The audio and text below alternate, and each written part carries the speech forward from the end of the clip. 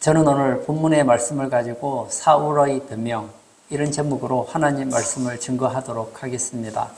우리가 평소에는 그 사람의 신앙이라든지 가치관, 사고방식이 잘 드러나지 않습니다. 이 사람의 진짜 진면목은 언제 나타날까요? 바로 위기를 대처하는 모습에서 나타납니다. 평소에는 신앙이 너무 좋아 보여요. 근데 위급한 일이나 고난이 닥치면 낙심해서 어쩔 줄 모르는 사람들을 봅니다. 예배 드리는 것은 뒤로 미루고 인간적인 도움을 먼저 찾는 사람이 있습니다. 평소에는 너무 신앙이 좋아 보여요.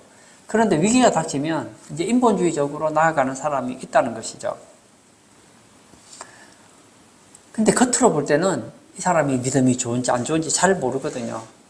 그러나 반대로 어떤 사람은 평소에는 신앙이 좋은지 안 좋은지 잘 몰라요. 둘이 비슷해 보여요. 근데 문제가 생기면 다 하나님을 더 붙잡고 하나님께 매달리고 하나님의 은혜를 구하는 그런 사람도 있다는 것이죠. 이때 그의 신앙의 진면목이 드러난다는 것이죠. 어떤 사람이 있습니다. 나는 전설의 주먹을 가지고 있어. 나는 1대 8, 1대 10으로 싸워도 이기는 사람이야. 그러던 한 사나이가 있었습니다. 그 친구들과 함께 길을 가다가 이제 깡패를 만난 거예요. 그러면 이 사람이 진짜 전설의 주먹인지 아닌지가 이제 드러날 때가 왔죠. 그런데 전설의 주먹이 갑자기 이 깡패들 한 몇 명 나타나자 막 벌벌 뜨는 거예요. 그리고는 막 개맞듯이 두들겨 맞고 있는 거예요. 그 살려달라고 막 매달리고 있다면 그때야말로 이 사람의 실력이 어느 정도인지를 보여준다는 것이죠. 평소에 그가 했던 말은 다 허풍이었다는 걸 알게 되죠. 저는 평소에 신앙이 좋다는 사람들의 얘기를 잘 안 믿습니다. 왜 안 믿느냐면 이건 잘 안 드러나요. 언제 드러나느냐? 결정적인 순간, 위기의 순간이 닥치면 그 사람의 신앙이 진면목이 드러나거든요. 제가 볼 때 어떤 사람을 보면 저 사람 진짜 믿음 좋은 것 같아요. 근데 저는 제가 볼 때 그분은 위기가 닥치면 진짜 신앙생활을 더 잘할 줄 알았거든요. 더 하나님께 매달릴 줄 알았거든요. 그때부터 교회도 안 나와요. 시험 들어서. 그때부터 막 하나님을 원망하고 저분이 저런 분이었나 생각할 정도로 완전 다른 거예요. 그것도 어떤 분은 평소에 그렇게 교회 열심히 내지도 않고 신앙적인 얘기도 안 하는 것 같고 그렇게 좋은지도 잘 몰랐어요. 그럴 때 위기가 닥치니까 완전 오직 예수, 오직 말씀, 오직 교회 중심이 되어서 얼마나 신앙생활을 잘하는지 모르겠어요. 오늘 성경은 우리의 신앙의 모습을 보여주는 한 사건을 가르쳐 줍니다. 사무엘이 이제 사사로서 은퇴를 하죠. 이제 사울 왕이 본격적으로 이스라엘을 통치하기 시작했습니다.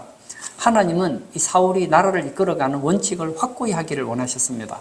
사울이 이스라엘의 왕으로서 인간의 힘이 아니라 하나님의 능력으로 나라를 다스리기를 원하셨습니다. 그런데 사울은 이 부분에 실패합니다. 그래서 사무엘로부터 하나님 마음에 맞지 않아서 오래 있지 않아 왕의 자리에서 쫓겨나게 될 것이라고 말을 듣게 됩니다. 오늘 본문을 통해서 우리는 어려울 때 믿음의 선택이 얼마나 중요한지를 보게 됩니다. 손해보고 불리하다 하더라도 하나님의 방법을 택하는 것이 복입니다. 오늘 본문을 통해서 몇 가지 교훈을 받고자 합니다. 첫 번째는 사울의 정책과 요나단의 행동입니다. 사무엘이 은퇴를 했어요. 이제 사울은 정식으로 이스라엘 왕으로 통치를 시작하게 되었습니다. 알다시피 얼마 전까지만 해도 사울이 왕이었음에도 불구하고 뭘 했습니까? 그냥 소나치고 있었잖아요. 아직 완전한 조직체를 갖추지 못했다는 거예요. 암몬을 이기고 나서 이제 왕으로서의 권위는 세워졌지만 아직 조직체가 없었어요. 1절과 2절을 제가 한번 읽어볼까요? 사울이 왕이 될 때에 40세라 그가 이스라엘을 다스린 지 2년에 이스라엘 사람 3,000명을 택하여 그 중에서 2,000명은 자기와 함께 믹마스와 베델산에 있게 하고 1,000명은 요나단과 함께 베냐민 기브아에 있게 하고 남은 백성은 각기 장막으로 보내니라. 암몬하고 전쟁할 때 얼마나 많은 사람이 나가 전쟁에 이겼습니까? 그런데 이 사울이 군인을 뽑았는데 3,000명밖에 뽑지 않습니다. 2,000명은 자기가 데리고 믹마스에 있게 하고 나머지 1,000명은 아들 요나단에게 주어서 베냐민 기브아에 있게 합니다. 이건 아직 본격적으로 군대를 조직하지 못했다는 겁니다. 이것은 그만한 재원이 없다는 것도 되겠지만 블레셋 사람에게 나쁜 이미지를 주지 않으려고 하는 것도 있다는 것이죠. 이 블레셋 사람들은 이스라엘이 독립하는 것을 좋아하지 않았습니다. 그래서 사울은 할 수 있으면 블레셋 사람을 건드리지 않으려고 그냥 왕을 경호하고 그의 왕자를 경호하는 정도, 그 정도의 군사를 뽑고 그것도 한 곳에 모아두지 않고 3,000명 더 분산해서 놓았다는 것이죠. 사울 생각에는 당장 블레셋을 이길 수 없으니까 차차 시간을 두고 나라를 조직해 나가고 그리고 싸운다고 생각했습니다. 근데 아들 요나단이 문제를 터뜨리고 맙니다. 아버지가 맡겨주신 1,000명을 데리고 블레셋을 선제 공격한 거예요. 3절과 4절을 제가 읽겠습니다.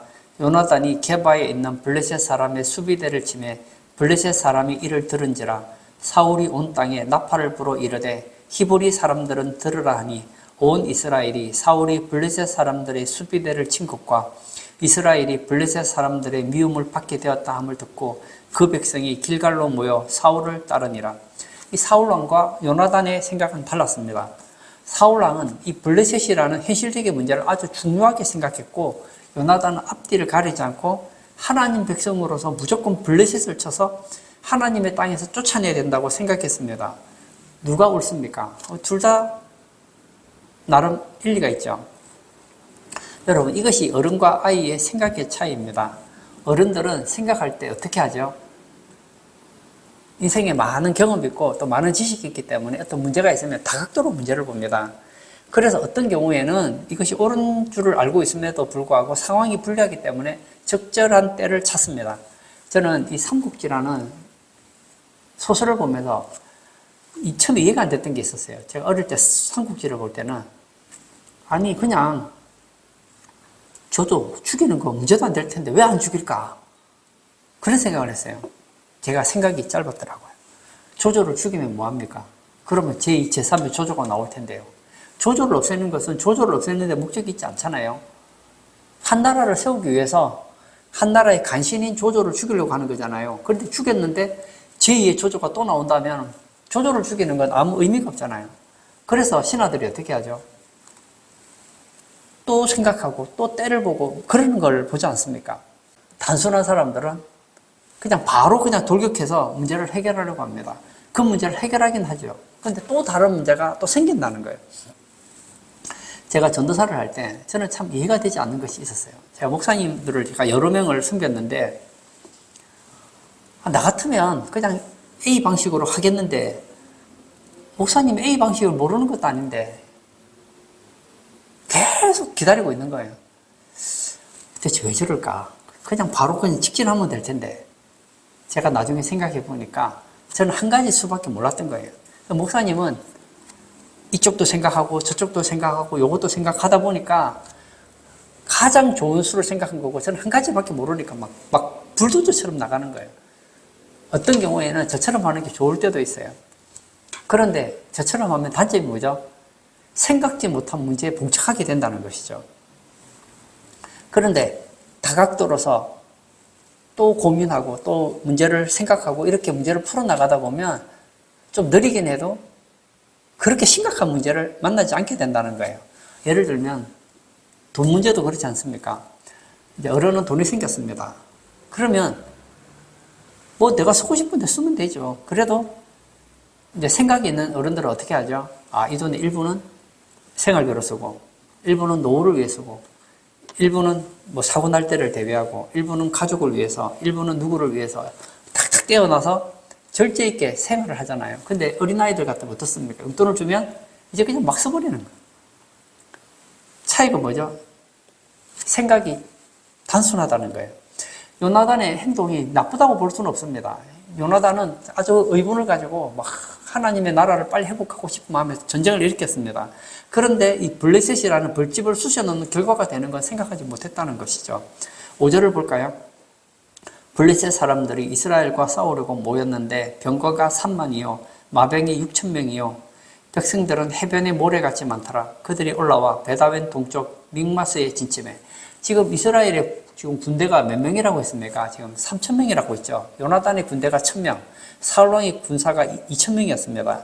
근데 블레셋 사람이 모였는데 병거가 얼마죠? 병거만 3만이에요. 마병이 6,000이에요. 백성, 전쟁하러 나온 백성 해변에 모래같이 많다는 거예요. 블레셋 사람들은 지금 이스라엘을 치지 않으면 안 되겠다 생각해서 이제 대대적인 군대를 이끌고 이스라엘을 공격하게 된 것이죠. 요나단 여기까지는 생각을 못했던 것 같아요. 중요한 것은 이스라엘 백성들의 반응입니다.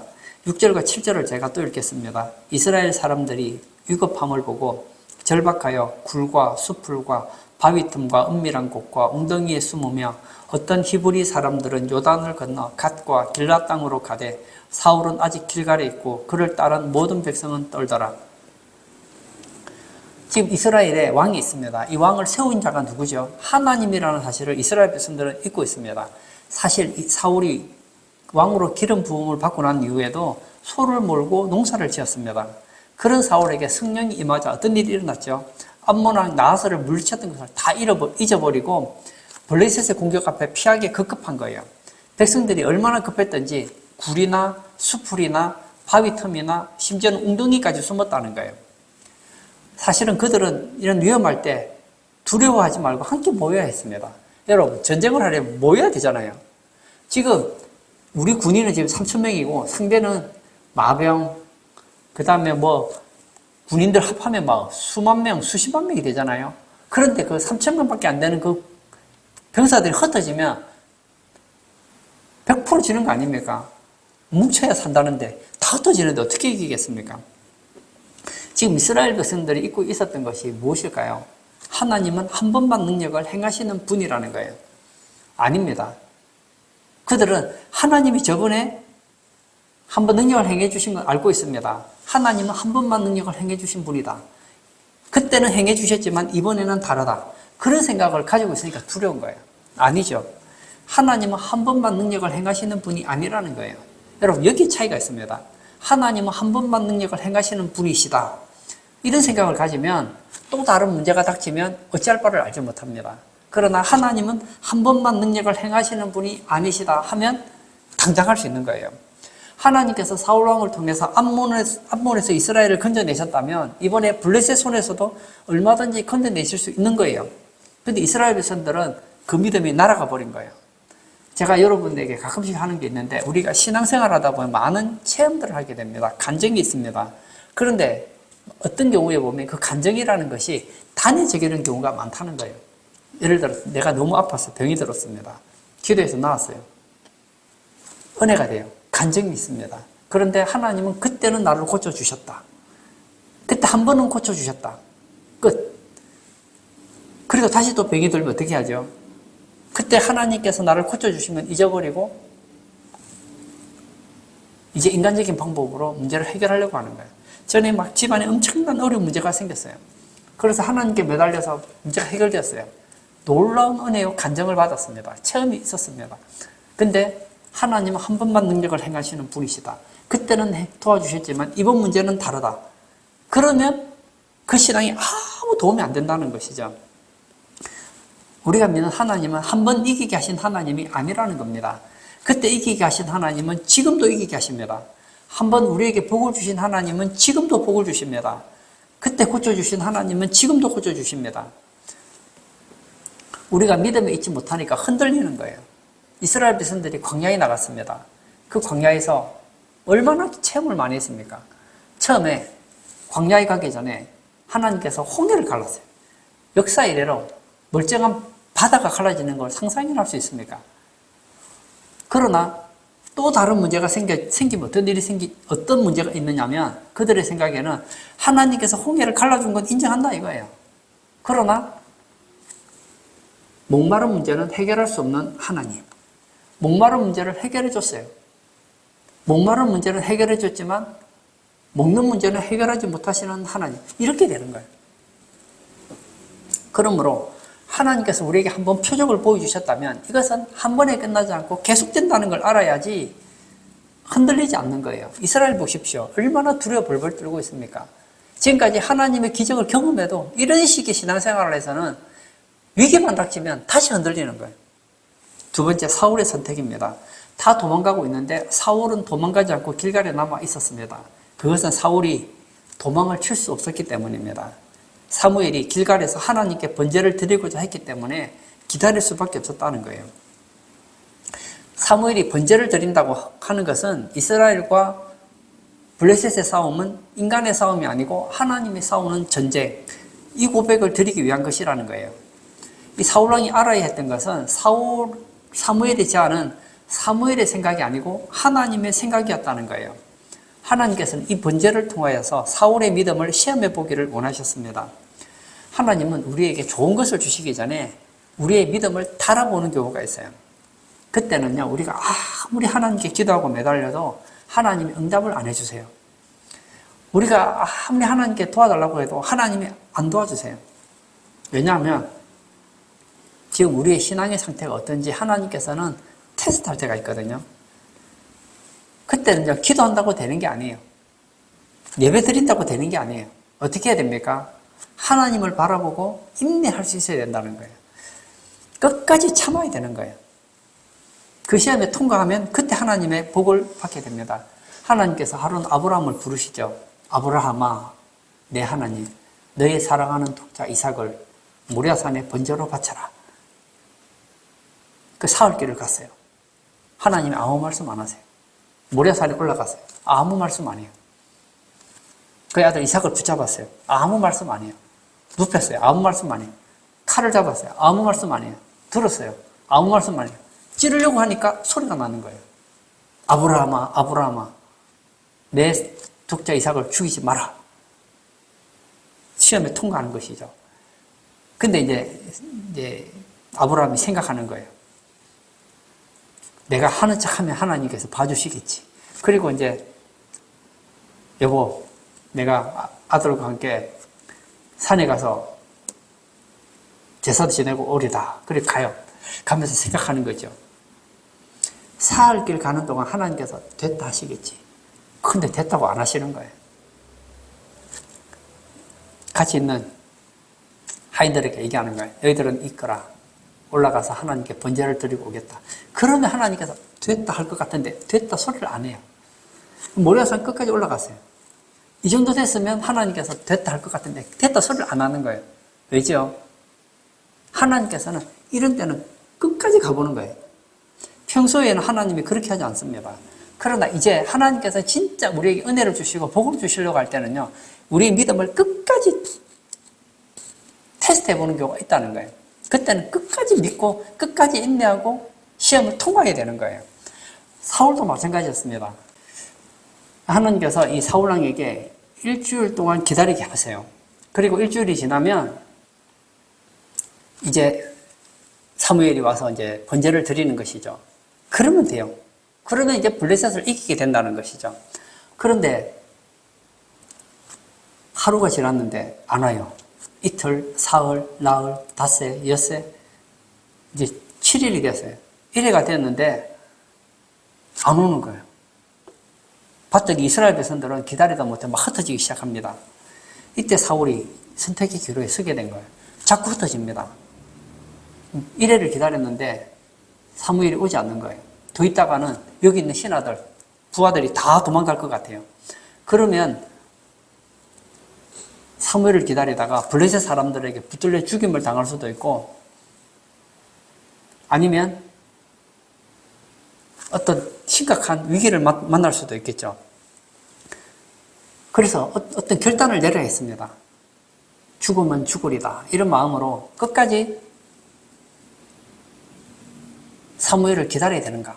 아니면 지금이라도 하나님께 번제를 드림으로 이스라엘 백성들의 마음을 하나로 모아야 되느냐?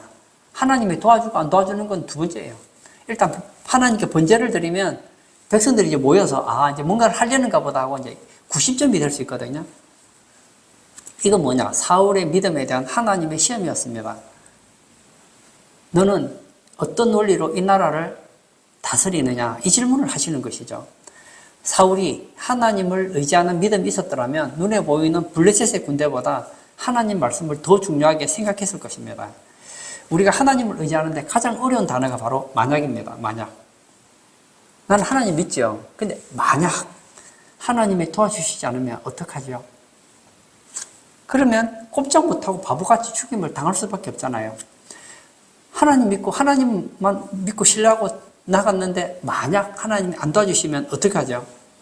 그래서 우리는 한편으로는 하나님을 믿지만 또 한편으로는 세상의 방식을 따르고 싶은 유혹이 있다는 거예요. 그때는 우리는 하나님께 이렇게 솔직하게 고백을 드려야 합니다. 하나님을 끝까지 붙잡기를 원하지만 세상의 방식도 따르고 싶은 유혹을 느낍니다. 끝까지 믿음으로 하나님을 신뢰할 수 있도록 해주십시오 하고 하나님께 나아가야 된다는 거예요. 다니엘과 그의 세 친구처럼 말이에요. 하나님께서 도와주시지 않는다고 하더라도 믿음을 지키고 죽으면 영광스러운 순교를 하겠습니다. 하나님께서 나를 기름 부음 받았는데 만약 나를 살려주지 않으면 이것으로 만족하고 기름 부음 받은 자로 죽겠습니다. 그러고 나아가면 하나님께 살려주신다는 거예요. 사실 사울은 잘 기다렸습니다. 이 블레셋 군대를 앞에 두고 일주일 동안 사무엘을 기다린 것은 쉬운 게 아니에요. 엄청난 것이었습니다. 그런데 마지막 그 몇십 분을 못 기다린 거예요. 그래서 시험에 불합격하고 말았습니다. 이제 더 이상 기다릴 수 없다고 생각한 그때가 마지막 운명의 시간이었던 거예요. 번제를 다 드리고 나니까 누가 나타납니까? 사무엘이 나타났잖아요. 지금 내가 이 번제를 드리지 않으면 죽을 것 같아. 근데 하나님께 저주받았음에도 불구하고 사울왕이 죽었습니까? 안 죽었습니까? 안 죽었다는 거예요. 저는 성경을 보면서 그런 생각을 많이 가지거든요. 우리가 보면 이번에 하나님 이거 안 도와주시면 이제 우리 이제 소망이 없습니다. 끝입니다 하는데요. 안 도와주셔도요. 아무 문제 없더라고요. 제가 지금까지 인생을 살면서 경험한 게 있거든요. 진짜 하나님 이번에 하나님 저를 정말 도와주셔야 됩니다. 안 도와주시면 제 인생 끝이 없어요. 미래가 보이지 않습니다. 이제 절망입니다 했는데 하나님 안 도와주신 적이 여러 번 있거든요. 근데도 지나놓고 보니까요. 그 꼭 응답 안 돼도 뭐 안 죽더라고요. 조금 더 힘들 뿐이에요. 마음이 조금 더 힘들 뿐이에요. 사람들은 하나님께 기다립니다.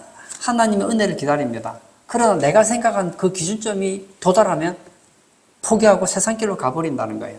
왜냐하면 하나님께서 도와주시지 않아도 얼마든지 살 길이 있기 때문입니다. 그러나 진정으로 하나님을 믿는 사람은 하나님밖에 없기 때문에 갈 데가 없는 거예요. 하나님을 믿으면 세상적인 방법과 수단을 버릴 수밖에 없다는 거예요. 그러나 사울왕은 여기서 실패하고 말았다는 거예요. 만약, 이게 참 무서운 단어예요. 난 하나님께 매달리고 있지만 만약 하나님이 도와주시지 않으면 어떡하지? 그러면 그때부터 이제 편법이 나오기 시작하는 거예요. 사울왕이 왜 두려워했습니까? 만약 이렇게 기다리다가 죽으면 어떡하지? 만약 기다리다가 우리가 블레셋에게 지면 어떡하지? 그런 생각 들면 안 되는 것이죠. 세 번째, 사울의 변명을 보겠습니다. 제사가 다 끝났어요. 끝나고 난 후에 사무엘이 나타납니다. 그리고 왕에게 묻죠. 지금 무엇을 했느냐고 묻습니다. 그때 사울이 변명을 합니다. 12절을 볼까요? 이에 내가 이르기를 블레셋 사람들이 나를 치러 길갈로 내려오겠거늘 내가 여호와께 은혜를 간구하지 못하였다 하고 부득이하여 번제를 드렸나이다 하니라. 사울은 자기가 번제를 드렸던 이유를 이렇게 설명합니다. 부득이하여. 여러분, 우리가 인생을 살다 보면 부득이한 경우가 많습니다. 이거는 부득이하여서 그렇게 했다고 합니다. 여러분, 그러나 부득이한 경우라도 절대로 해서는 안 되는 일이 있습니다. 여러분, 이스라엘의 왕은 절대적인 권력이 있습니다. 그러나 왕이라 하더라도 부득이해도 해서는 안 되는 게 있어요. 그게 뭐죠? 제사는 왕이 지낼 수 없는 거예요. 이스라엘의 왕, 우시아라는 왕이 있죠. 얼마나 이스라엘을 잘 다스렸습니까? 그가 하나님께 분향을 드리려다가 어떻게 되죠? 나병이 걸리잖아요. 여러분, 아무리 부득이하다 하더라도 손대면 안 되는 것이 있습니다. 손대서 안 되는 걸 손을 대면 그때부터 인생이 꼬여지게 되는 거예요. 내가 아무리 급하고 위급한 상황이라 하더라도 손대지 말아야 될 걸 안 되는 것. 이것이 바로 겸손입니다. 사울은 왕입니다. 그가 하고 싶으면 할 수 없는 것이 없습니다.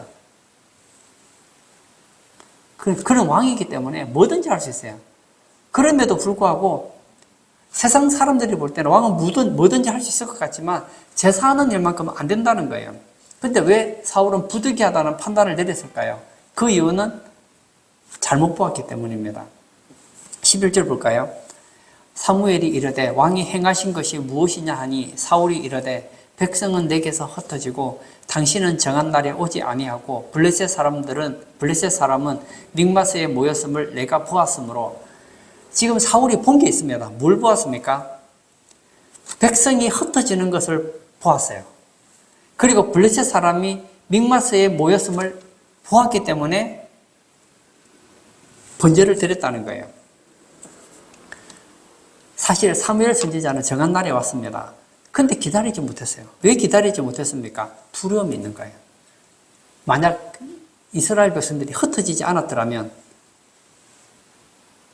그리고 블레셋 군사들이 작은 것을 보았다면 문제가 안 됐을 거예요. 그러나 그는 잘못 본 거예요. 하나님을 보아야 되는데 하나님을 본 게 아니라 환경을 본 거예요. 껍데기를 본 거예요. 실제로 이스라엘 백성들이 흩어지고 나니까 한 600명 정도밖에 남지 않았습니다. 거기에 반하여서 블레셋은 해변의 모래알처럼 많았습니다. 그래서 넘어지는 거예요. 여러분, 위기의 순간에 우리가 하나님을 보느냐 환경을 보느냐 이거 완전히 다릅니다. 저는 이 얘기를 참 좋아하는데요. 이 베드로가 이제 배를 타고 건너가려고 하는데 막 너무 풍랑이 치는 거예요. 그래서 막 빠져 죽게 생긴 거예요. 막 제자들이 막 아무리 노를 져도 이게 위기를 헤쳐나갈 수가 없습니다. 근데 저기서 누군가가 뚜벅 무리를 걸어오는 거예요. 봤더니 누구냐? 예수님 아닙니까?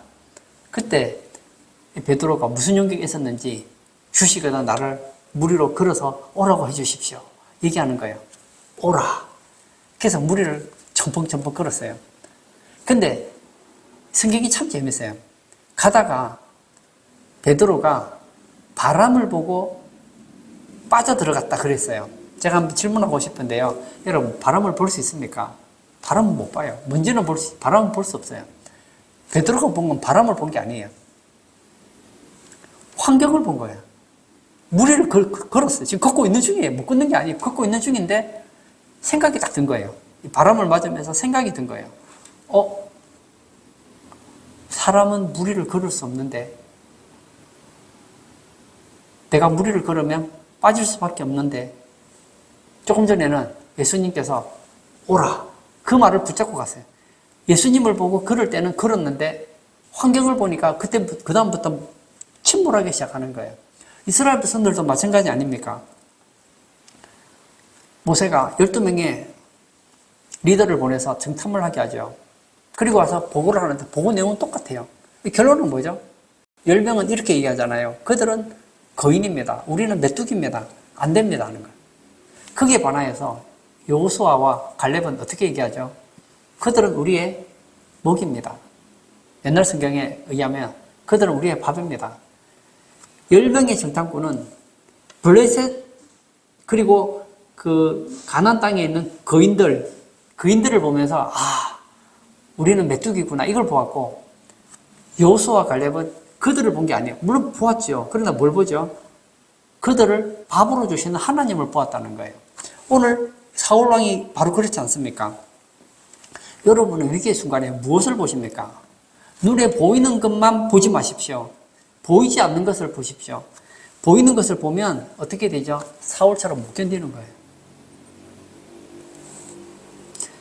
정말 두려워해야 될 대상을 보게 되면 두려워하지 않을 대상을 두려워하지 않을 수 있습니다.